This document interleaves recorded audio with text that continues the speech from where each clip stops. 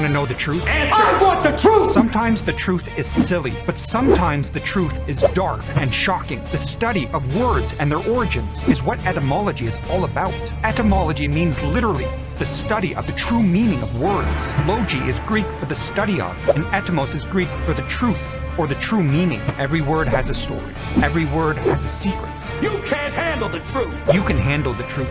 Not only can you handle it, but you need to know. I want you to be wise to the words. Do you agree that banks are broken? That, etymologically speaking, makes them bankrupt. The term bank has its origin in the Italian word banco, which means a bench or a table. In medieval Italy, moneylenders and currency exchange traders conducted their business on benches or tables in the public marketplaces. These benches began to symbolize the place where financial transactions took place, and over time, the term banco became bank. The concept of bankruptcy, on the other hand, traces its roots to the Italian bancarotta, which means a broken bench. This term referred to the practice of physically breaking the benches or tables of insolvent moneylenders, rendering them incapable of conducting further financial transactions. In the Gospel, Christ is described as driving out the money changers and overthrowing their tables. The Greek word used is trapeza, which can be translated as bank. Now you're wise to the words. Take that to the bank. Do you ever feel that you're completely inundated with information? Like you're drowning? Well, no wonder. Did you know that the word inundate is precisely related to being underwater? Unda is Latin for wave, and in means over or coming in or upon. You're simply overwhelmed sometimes. I get it. When Florida gets hit by a hurricane, the coast gets inundated by the ocean. It gets overwhelmed by the ocean. Now, nothing in nature is as large and awesome as the ocean. Hence, it is abundant. Ab is from and unda is wave. And naturally, that is why we borrow our term for overflowing wealth from the ocean, abundance. The abundant ocean. Please like and subscribe. If I'm repeating myself, I'm being redundant. I am re-waving, but that doesn't redound to my favor. At least, now you're wise to the words. Here's a microwave. Be water, my friend. Your Honor, my client would like to plead guilty! The word indictment has its roots in the Latin language, from the verb indictare, which means to declare, to accuse publicly. Nowadays, it's specifically a legal term for the formal announcement that someone is accused of a crime, and that they should be put on trial. We don't pronounce the C in indictment, because for 300 years, it was spelled in English as indictment. Eventually, scholars changed the spelling in order to make it more in line with its Latin roots. Indictments for federal crimes are done by a grand jury. In a grand jury, the accused does not get to defend themselves. The standard of proof required to get an indictment is lower than that required to get a conviction. This is why there is a common phrase, to indict a ham sandwich. It is a colloquialism used to describe the apparent ease with which a grand jury issues indictments against defendants. The accused is, however, always considered under the law innocent until proven guilty. Now you're wise to the word. Hello, boils and ghouls. Keep watching to learn the hidden meaning. Cryptocurrency is a digital or virtual currency that uses encryption for security. Crypto is from the Greek kryptos, which means hidden or secret. The Proto-Indo-European root is kel, from which we derive the words like crypt, apocalypse, cell, clandestine, cojones, occult, kleptomania. The word currency owes its origin to the Latin verb currere, which means to run. From the 1650s, currency meant the condition of flowing. That which flows between people is money. Now you're wise to the words. Protesting takes balls. What I mean is that the word protest is ultimately related to male genitals. You don't believe me? Here's how. Protest is from the Latin protestare, to declare publicly, to testify. Pro means for, and testare is testify or bear witness, and was primarily meant in a positive way, to being in favor of something, rather than mean to oppose something as it does today. The Latin word for witness is testes, which is related to our other word, testicles. It is said that the ancient practice of swearing an oath was to place your hand on yours or another's testicles, to swear by your manliness and virility. Now, some texts translated this as thigh, but the Hebrew word was Youre, meaning soft bits. Fortunately, customs have changed, and now we place our hand over our heart, or we place our hand on top of the Bible, which contains the Old and New Testaments, before we testify. Now I hope you don't detest me. I'm just a testator attesting to the truth of words. Now you're wise to the word. Have you ever had an intense feeling of sheer panic? But do you know what panic even means? Where it came from? The word panic originates from the Greek god Pan, who symbolized both nature's beauty and its unpredictability. The Greek word is panikos, of Pan. The god Pan had a dark side. Pan was believed to induce a sudden and irrational fear in those he encountered, particularly in remote wilderness areas. When you're alone, isolated, panic might strike you with an intense and irrational fear and anxiety, a dread, a desire to escape. That is panic. That was encountering the capricious god Pan himself. Pandemic is also related to the god Pan, and we know the irrational panic that can cause. Now you're wise to the words. Don't panic, just subscribe. Happy Star Wars Day. Are Jedis just glorified sailors? Are the rebels just pirates? Not exactly, but they are like astronauts. Astronaut literally means star sailor. Astro comes from the Greek astron, or aster, which means a star or the stars. The naut comes from the Greek nautes, which means sailor. Astro's Proto-Indo-European root is ster, and we see this in so many English words. Asterisk, asteroid, astronomy, constellation, interstellar, the name Stella, and even the word disaster. A disaster in the astrological sense is a catastrophe blamed on the position of the constellations, or the position of a planet or a star. This Death Star definitely caused an astronomical disaster for some astronauts in Star Wars. Virus, at least in the Latin, originally meant poison, or a slimy liquid, or even an offensive odor or taste. It comes from the Indo-European root, visa, or the ancient Greek, eos. All of these mean poison. Coincidence? You decide. Did you not see what happened in Canada recently? The word Nazi actually has an interesting history. In fact, Hitler himself would not have used the term Nazi to describe his own fascist party, at least at the beginning of its history. You see, before Hitler started his fascist party, Nationalsozialistische Deutsche Arbeiterpartei. the National Socialist German Workers' Party, the term Nazi was actually an already existing insult. Hitler's enemies, including those who fled the Third Reich, realized you could shorten Nationalsozialistische to Nazi. Why was it insulting? It was basically synonymous with uneducated buffoon. Nazi is a shortened form of the name Ignatius, a very common name among the uneducated Bavarian peasants. So as a group, they became the butt of jokes. The National Socialists certainly didn't like being the butt of jokes, and being enemies of free speech and any criticism of their regime. They at first hated the insult, but as the saying goes, if you can't beat them, join them. They joined in and reclaimed the word with pride, but then continued to beat people and commit other war crimes. Do you know why it was called Super Mario Brothers? Super comes from the Latin prefix super, which means above, over, on top, beyond. It gives us such super words like superhero, supermarket, supernova, supersonic, and superintendent. This last word is interesting because back in the 1980s, a particular superintendent, a landlord, named Mr. Sigali, rented a huge warehouse to Nintendo, a Japanese game developer who at that time was seeking to expand into the American market. Legend has it that Mr. Sigali stormed into a meeting at Nintendo, demanding his rent, which was past due. After he left, Nintendo's lead designer, Shigeru Miyamoto, had realized they had found a new name for their video game character. He would now be called Mario, named after their landlord, their super, Mario Sigali. Now you're wise to the words. Quick, you have 3 seconds to choose. If you had to have one, would you rather have this phobia or this condition? If you swipe away now, you might actually have one of them. First, lysophobia. It is the fear of getting rabies that's so extreme that the sufferer actually manifests symptoms of rabies. We're talking foaming at the mouth. Aprosexia. This word has nothing to do with what it looks like it does. Aprosexia is the abnormal inability to pay any attention. The good news is that if you're not foaming at the mouth and you made it this far in the video, then neither of these words apply to you.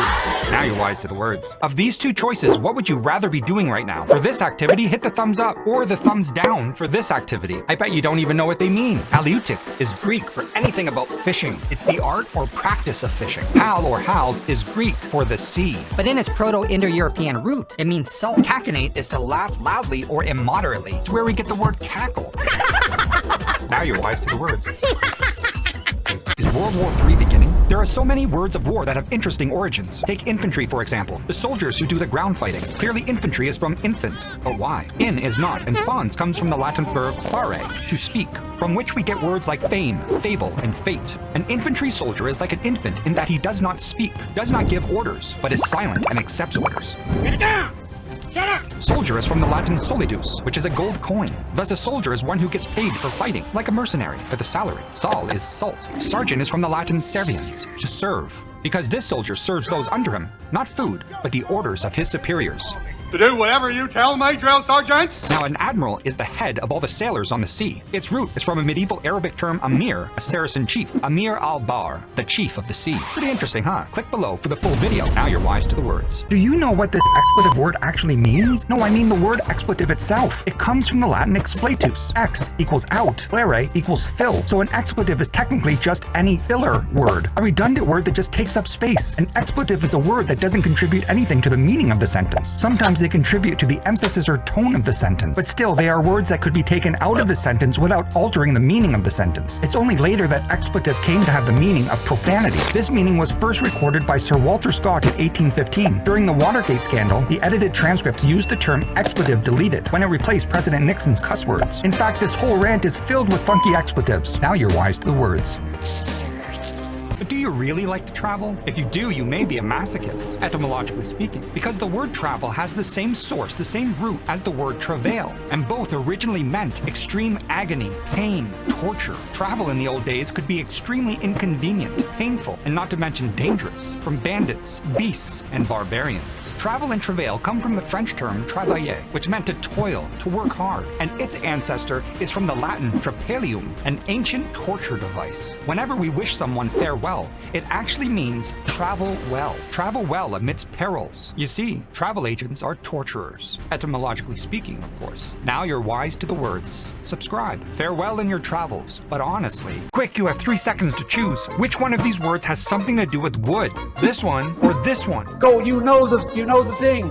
The answer is obviously breast summer. It's a large wooden beam extended horizontally above an opening. Summer is from a French word that means beam, and breast is a building word for support. As for cockalorum, well, that just means a self-important little man. You didn't know that? Well, I did, because I'm better than you. That's because you looked it up, little man. Now you're wise to the words. War in the Middle East is escalating fast, and I recently stumbled upon a military term that left me both shocked and concerned for the future. Ever heard of the Samson Option? Samson is a biblical figure from the book of Judges who vowed himself to God and in return received from God immense strength to help defeat Israel's enemies, the Philistines. One day, Samson was betrayed by his lover, Delilah, who had his hair, the source of his strength, cut. Samson, devoid of strength, was thus captured by the Philistines. One day, he was taken into the Philistine temple, and there, resting against a giant pillar, with all his might, he toppled that pillar, which caused the whole temple to come crashing down upon himself, but also crushing a large number of his enemies. Now, the Samson Option is technically an unofficial position of the Israeli army, that in the event of an existential threat to their nation's existence, they will unleash practically all their nuclear weapons on every major enemy target all over the world, even if it causes mad, mutually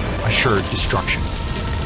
Why is that big dumb bird that we love to eat during Thanksgiving called a turkey? The bird that we call a turkey had been domesticated and eaten by the Aztecs for centuries, long before European explorers discovered North America. But why is the bird named after a country in the Middle East? Well, the European explorers in the 15th and 16th century decided to bring this New World bird back to Europe. It was immediately a hit there. People loved it. It tasted delicious. And it somewhat looked like another popular foreign bird circling Europe at that time, the guinea fowl. The traders who brought this guinea fowl into Europe were the Turks from Turkey, and hence these tasty guinea fowl were named turkeys. Because this new bird reminded them of the guinea fowl, both were named turkey. Now, the actual Turks in Turkey knew that this bird was not native to their country. They thought the bird came from India and therefore called it Indi. The French agreed with them and called this new bird not turkey, but coq d'Inde, which means rooster from India. Don't be a turkey. Please like and subscribe. Or are you chicken? Lady Gaga is Lady Gaga, but are you Gaga? What does Gaga actually mean? It's actually an old vaudeville slang term that dates back to about 1900. Vaudeville is a term for a type of entertainment show that was very popular in the late 19th century and early 20th century. The show consisted of a variety of stage acts: comedy, opera, music, acrobats, clowns, jugglers, Magicians, dancers. Some shows were suitable for families, but others were considered burlesque or risque. The entertainment profession, as it is now, was a tough business. Very stressful, financially unstable. With great highs, Low lows. Performers would often get burnt out and mentally crack. They would perform too many gags and would be all gagged out or gaga. Gaga was therefore a slang term for crazy. Now you're wise to the words. Do you give a damn? I bet you don't, because you don't even know what that phrase actually means or where it came from, but now you will.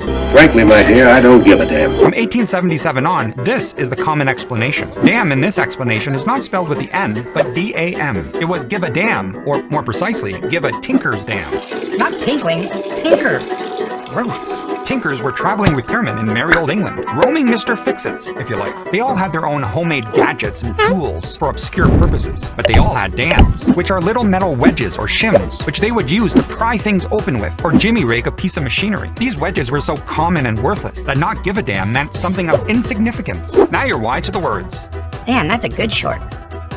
Now, are there any damn questions? Why is Batman City called Gotham City? The reason is very stupid. You see, back in the 13th century England, there was a small village named Gotham in Nottinghamshire. Folklore has it that the famous king of that time, King John, the one who signed the Magna Carta, the Great Charter of Freedoms, decided to visit Gotham on one of his journeys. The village was not happy about this, because a visit by the king and his entourage would be a huge inconvenience and expense. So the villagers decided to act like fools, running madly in circles and other wacky feats. Word spread. The king decided not to come. For centuries, therefore, Gotham became synonymous with stupidity and foolishness. In 1807, the writer Washington Irving believed that New York City was a community of fools, and therefore called it Gotham.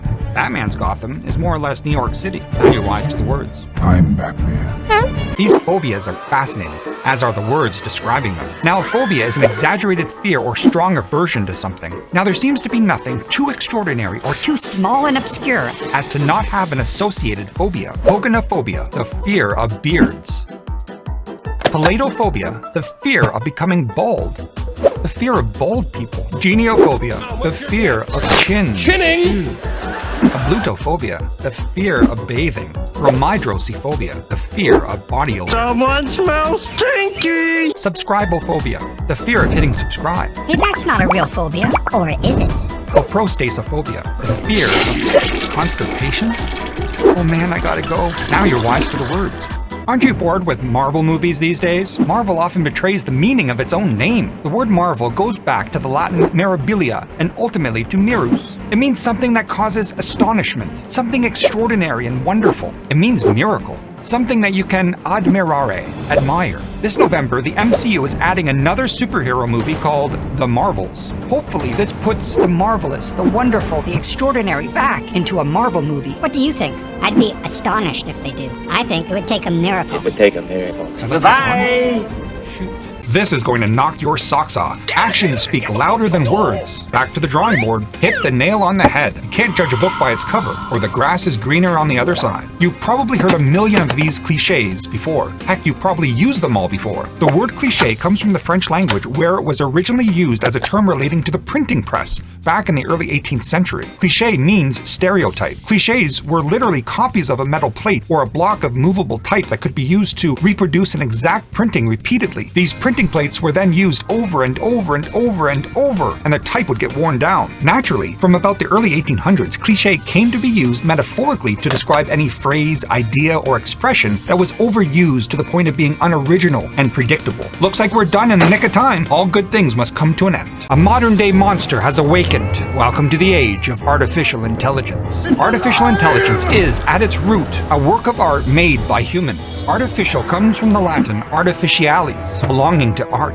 by an artifex, craftsman, artist, maker of art. Fex means maker, from the verb facere, to do, to make. Now, intelligence is a compound of the Latin inter, between, among, and legere, to choose, to pick out, to read. Intelligence is, as it were, to read between the lines, to distinguish, to discern, to penetrate into the meaning of something. Frankenstein is a cautionary tale that in our pursuit of knowledge and technology, without it being tempered by wisdom and ethical responsibility, can lead to our own creations becoming modern-day monsters that devour us. No. Stick to the end to hear about one of the funniest April Fool's pranks ever, which took place in 1957. The origin of April Fool's Day is disputed. One theory dates it back to Roman times and their festival of Hilaria. That's hilarious. Involved masquerades, pranks, and jokes. Another theory is that it began in France in the 1500s when the calendar was changed. New Year's Day was moved to January 1st from April 1st. Some people still insisted on celebrating New Year's on April 1st. These people were mocked as fools and were the subject of pranks and jokes. Fool, by the way, comes from the Latin folies, which means bellows or windbag, or an empty-headed person. Now, one of the greatest April Fool's pranks took place in 1957 when the BBC aired a fake documentary which claimed that spaghetti grew on trees in Switzerland. Hundreds called into the BBC asking how they too can grow their own spaghetti trees. Now you're wise to the words. Hey, lumpsucker. No, not you, sir. I was talking about the kind of fish in the North Atlantic Ocean. Looks pretty ugly, that fish does. You're such a hag, fish. The hagfish is also weird. This guy is a bit of a fat sleeper. Hey, I've lost weight. I was talking about the fish called fat sleeper. You gotta let me finish, sir. No one likes you, you fluffy back tit babbler. Calm down, sir. I'm talking about the bird, okay? You little bustard. Ouch. I'm talking about the little bustard bird. Okay, sir? Bustard. What did you think I said? Okay, let's proceed. Calm down, sir. Now you go to hell. Hey, sir, you didn't let me finish. Go to the Hellbender Newt. It's a pretty cool newt. You Google that. Pretty cool. Don't be a common loon. It's a bird. Okay? Subscribe to get wise to the words. You hoary puff leg. Sir, it's another bird, sir. Calm down. I am the master of the mint.